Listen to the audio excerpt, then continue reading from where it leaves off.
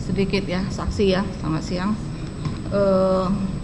Tadi kalau nggak salah saya mendengar tadi ada Kepres nomor 5 2006 ya, Kepres 2006. Dengan adanya Kepres tersebut ada instruksi Presiden nomor 1 2010. Ada introspeksi untuk ke Pertamina. Instruksinya itu tahu saudara apa isi instruksinya? Instruksi untuk ke Pertamina. Ya, apa yang dibicarakan dalam instruksi itu ke Pertaminanya? Iya Bu. Tentu semua keputusan Presiden tentu harus ditindaklanjuti. Karena tadi jelas di situ bahwa kebutuhan LNG, sistem energi kita harus dirubah dari BBM ke gas. Itu inti daripada Perpres itu. Harus diganti.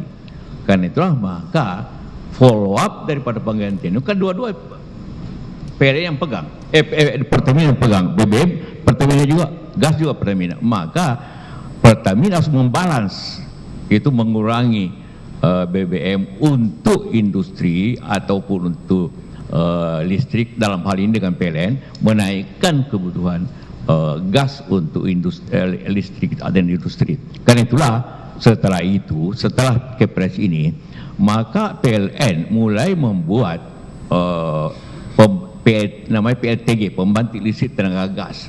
Apakah itu di Banten ada, di Tanjung Priok ada, kemudian di Kalimantan Barat, di Manado, di Gorontalo, di Bali. Itu dibikin semua dalam rangka memenuhi instruksi ini. Karena itulah maka sejalan itu proyeksinya ialah kebutuhan akan datang naik. Dan saya mendengar juga akibat sekarang ini kekurangan LNG, pembangkit listrik tenaga gas seperti di Banten itu kapasitasnya menurun karena kekurangan LNG. Mungkin suatu kali dicek bahwa karena saya mendengarnya itu hanya memenuhi 25% daripada sekarang ini karena supply LNG berkurang. Itu ya.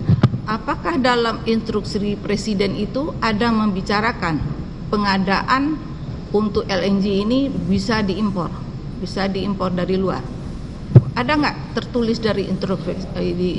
Presiden tidak pernah, apapun Kepres tidak pernah detail, Bu. Tidak detail kayak gitu ya? Iya, hanya kebijakan saja. Ya, kebijakan. Dan kebijakan itu tanggung jawab kepada instansi atau lembaga atau perusahaan yang bertanggung jawab akan bidang itu. Jadi hanya kebijakan ya? Kebijakan. Ya. Setelah diinstruksikan ke Presiden, ke Pertamina, Bapak mengikuti perkembangannya. Apakah Bapak mengikuti? Apakah terlaksana instruksi Presiden nomor 1 2010 itu?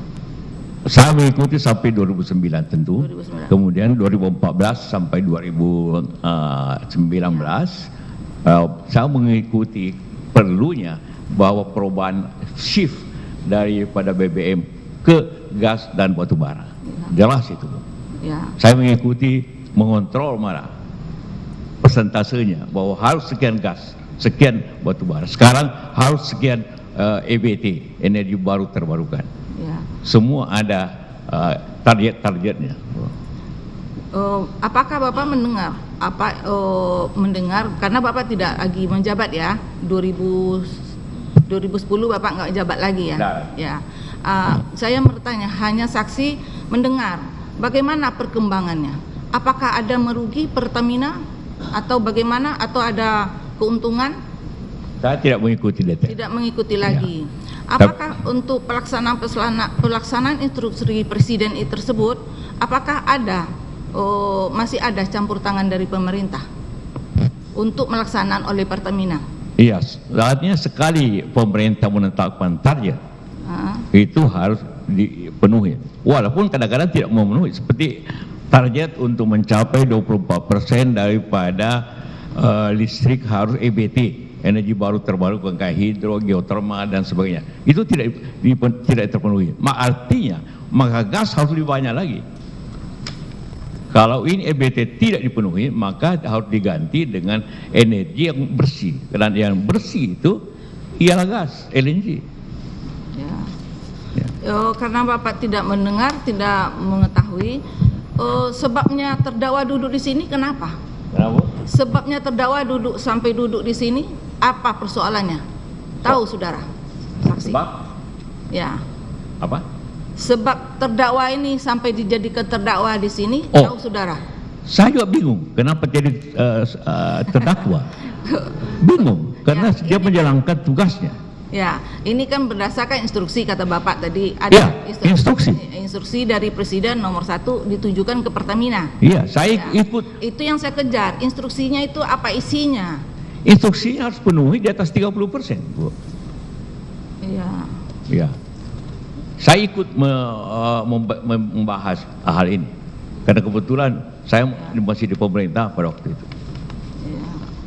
Jadi memang ada kebijakan-kebijakan dalam itu ya. Ya. Ya.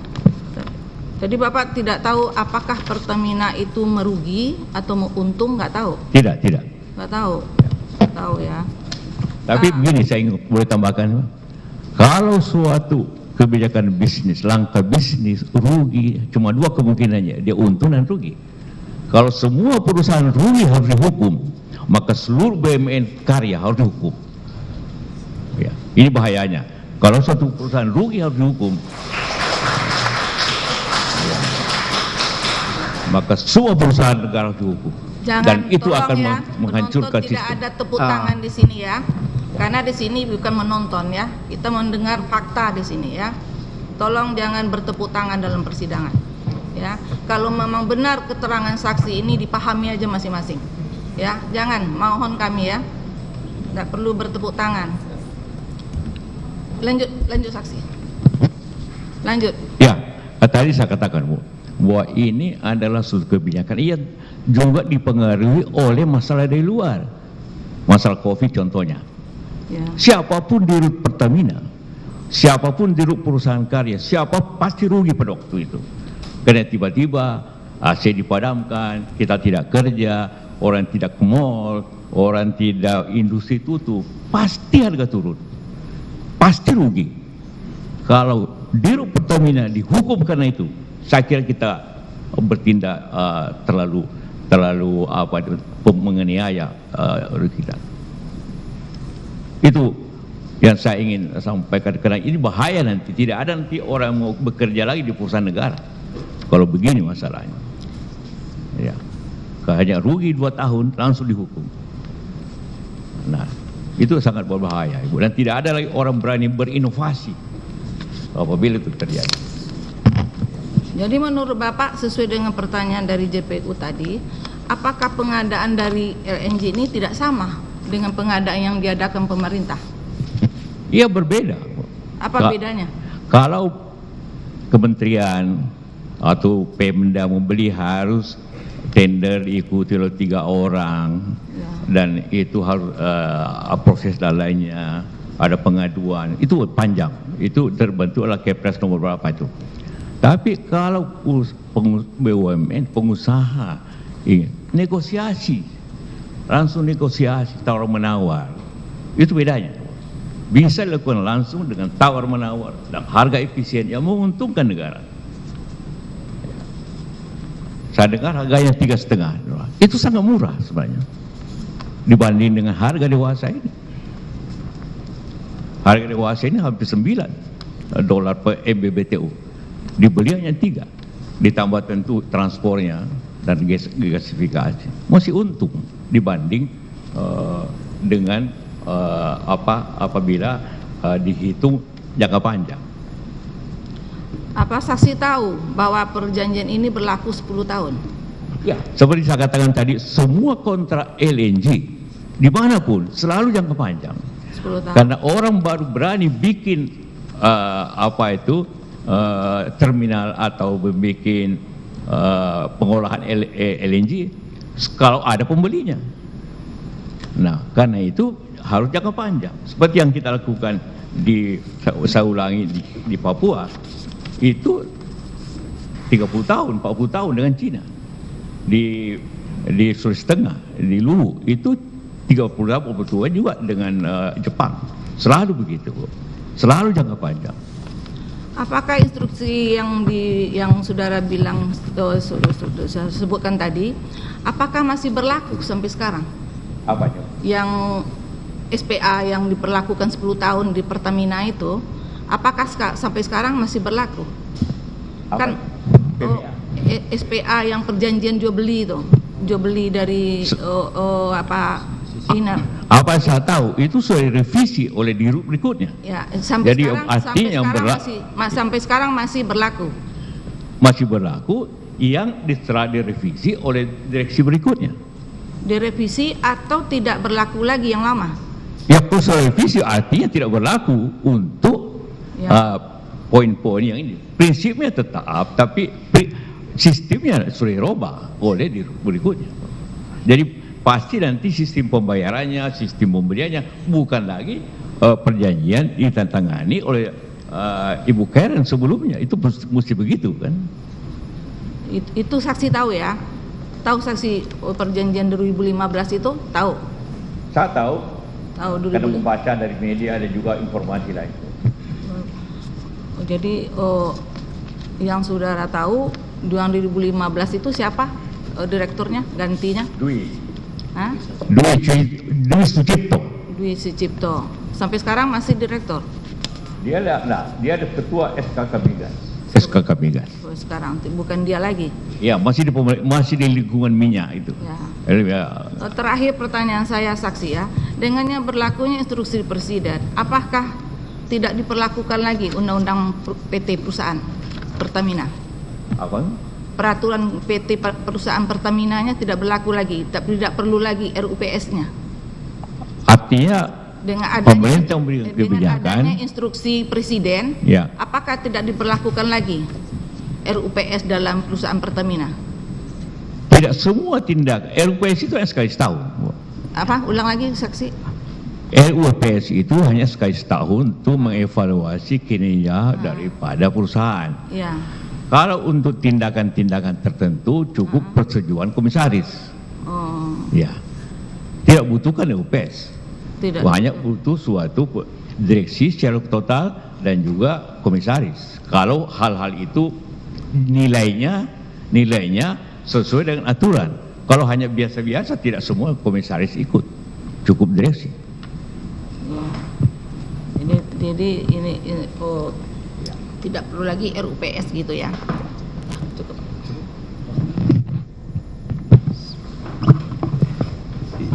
Izin tanya saksi. Saksi tadi menerangkan bahwa terjadi krisis energi saat itu ya. Ya. Terjadi krisis energi. Betul tadi? Tahun 2005. Ya, saat itu ya. Kemudian akan mengaruhi terhadap keuangan defisit APBN dan seterusnya ya. Apakah saudara mengetahui nggak saat itu pada saat terjadi tsunami di Jepang, justru Presiden SBY itu memerintahkan menjual LNG itu ke Jepang. Di satu sisi dalam negeri butuh gitu. Bagaimana itu?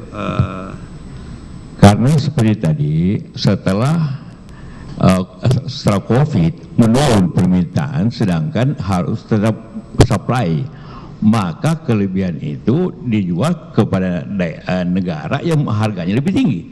Ini sekali lagi, Pertamina itu perusahaan bisnis, Pak, yang mulia, perusahaan bisnis. Jadi di mana tempat itu harus dia bisa menjualnya ke tempat yang di samping mensuplai juga perusahaan bisnis mencari keuntungan.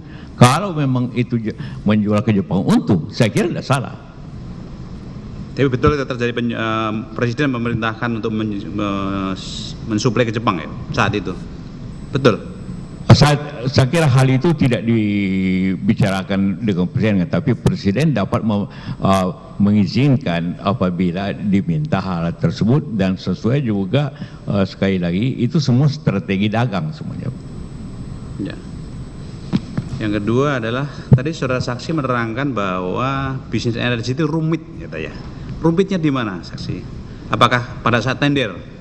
Karena kalau di dalam kesaksian antara lain saksi Didi ini menerangkan bahwa di sini ada titipan dari merah, dari kuning, dari biru. Apakah itu yang dimaksud rumit? Banyak titipan tender dan yang area rawan kan di situ. Kalau yang saya katakan rumit, pertama begini, apabila suatu kita menemukan sumber gas di suatu tempat, butuh kira-kira 15 tahun baru itu dapat berproduksi dengan teknologi yang tinggi. Kemudian juga, gini, itu kan rumit dari sisi sumber alamnya, dari sisi implementasi. Karena itu, karena rumit, mesti sebelum itu terjadi, maka harus ada pembelinya dulu, dan pembelinya itu selalu penjualnya minta jangka panjang, karena ini gas keluar terus, mesti ada pembeli jangka panjang. Sedangkan kebutuhan kita juga jangka panjang, benar. Jadi yang menjual butuh jangka panjang, kita juga butuh jangka panjang. Jadi sebenarnya ketemu persoalan itu, walaupun saya katakan tadi rumit segala sisinya, mesti ada terminal lagi, mesti ada FSario, ya, karena ini kan saya ingin mengatakan Bapak yang mulai sudah tahu, gas itu gas, kemudian dicairkan, kemudian dikirim, dicarikan lagi menjadi gas, jadi berputar itu. Jadi butuh infrastruktur yang cukup berat isinya, tapi itu lebih murah dibanding dengan BBM. Kalau tendernya itu termasuk rumit nggak? Tender. Oh, tender. Ya, nah itu rumit nggak? Umumnya itu ada tender atau tidak, karena tidak semua daerah bisa mensuplai. Berbeda bangunan ini banyak kontraktornya, mungkin 10-20 ada kontraktor yang untuk bikin gedung. Tapi kalau LNG itu tidak banyak, seperti hanya daerah tertentu yang punya, jadi tidak sulit tender gitu. Terkecuali kalau beli hanya spot mungkin bisa di tender, tapi kalau jangka panjang tidak. Kan perusahaan-perusahaan minyak Total, Shell, macam-macam ya, Pogas, itu kan banyak sebenarnya. Tidak dia juga pemain-pemain besar kan. Saya kira kalau ya, boleh dipilih, pasti bisa dipilih. Bisa dalam bentuk tawar-menawar langsung, bisa dalam bentuk penawaran langsung, bisa. Juga kalau memang banyak supply-nya juga bisa ditender tentu. Tapi lebih banyak kepada penentuan sesuai dengan kondisi harga yang baik gitu. Saudara tadi menerangkan bahwa kalau dalam bisnis energi ini rumit sehingga langsung negosiasi gitu ya, beda gitu. Apakah saudara mengetahui adanya regulasi terkait pengadaan barang termasuk energi itu diatur di dalam regulasi, bahkan diatur juga SOP-nya oleh direksi harus diatur. Saudara tahu tidak? Tahu. Ya, tahu. Tapi saya katakan itu berlaku untuk instansi dengan memakai APBN. Itu seperti membuat gedung ini apa dan sebagainya, itu pasti tender, Bu. Saudara tahu tidak bahwa regulasi pengadaan barang jasa itu juga bersumber selain dari APBN juga dari BUMN. Ya, untuk hal-hal tertentu ya. Bahkan dari hibah pun juga harus melalui regulasi itu. Betul, katakanlah PNI ingin bikin gedung, ingin punya, iya boleh harus tender. Tapi untuk membeli sesuatu jangka panjang, yang suppliernya terbatas, bisa tender tentu, bisa juga langsung negosiasi. Apa yang dilaporkan oleh UKP 4 unit kerja presiden untuk yang memantau pelaksanaan ini? Pemerintah menugaskan di energi ini kepada Pertamina dan instansi terkait ya, BP Migas dan ESDM. Nah, apa yang dilaporkan oleh UKP 4 kepada pemerintah, presiden terkait implementasinya itu? Apakah kendala-kendalanya? Dilaporkan apa oleh UKP 4 termasuk khusus dalam kasus ini saja ya, untuk LNG yang diadakan oleh Cheniere. Apa laporan UKP 4 kepada pemerintah? Saya tidak mengikuti secara detail apa yang dilaporkan, tapi pelaksanaannya kita selalu mengikuti secara luasan apakah ada kekurangan gas, ada kekurangan BBM atau tidak. Yang lainnya itu urusan teknis yang mulia. Jadi saudara tidak langsung ya laporan UKP 4 itu. Kalau gitu UKP 4 itu laporannya ke siapa? Laporan itu tentu dilaporkan kepada Presiden secara berkala.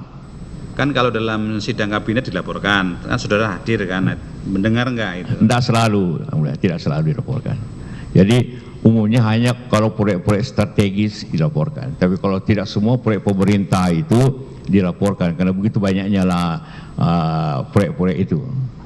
Biasanya dipantau soal sistem, prosedurnya, hasilnya, waktunya, itu biasanya dipantau itu. Saudara juga, mohon maaf nih, selain sebagai pejabat saat itu kan juga pengusaha, apakah saudara juga termasuk usaha di bidang minyak juga? Minyak? Ya. Tidak, Yang Mulia. Oh tidak. Kalau harga Henry Hub itu apa maksudnya? Apa? Harga Henry Hub. Harga? Henry Hub. Oh, Henry Hub. Ya. Itu harga standar yang berlaku di Amerika, yang dipusatkan kalau orang beli di pelabuhan ini tentu. Itu harga kalau kita dulu FOB dengan harga Henry Hub. Indeksnya itu. Ya? Indeksnya. Yang berubah itu berubah Anda itu. Sesuai dengan kondisi harga-harga berlaku di dunia ini. Apa bedanya dengan harga berdasarkan harga minyak mentah dunia? Harga minyak juga harga dunia. Itu juga berubah, Brent atau Texas. Itu ada 3 harga kalau minyak, Brent, Texas. Jadi sama itu, Henry Hub dengan harga minyak mentah dunia itu sama? Sistemnya kurang lebih sama, semacam bursa gitu kan, kesepakatan. Umumnya kalau di Indonesia diukur daripada harga LNG itu harga 11% daripada harga minyak dunia. 11%. 1 barel 11% MMBTU. 11%.